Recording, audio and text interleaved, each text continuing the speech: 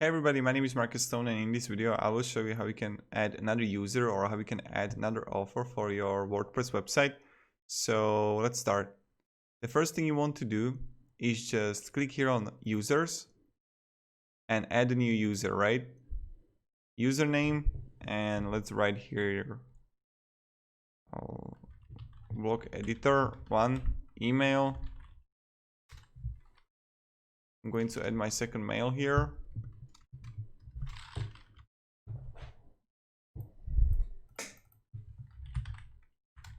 Okay, and yep, can be. So I'll just write here like that. Add a new user. Nice. You can also like roll to editor, update the user.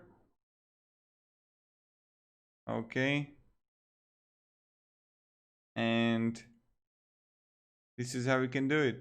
Simple as that, right?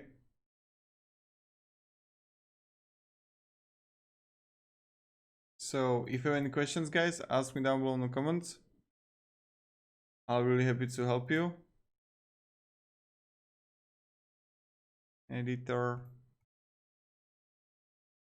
Yeah, I'm thinking what else should I show you, but this is probably it.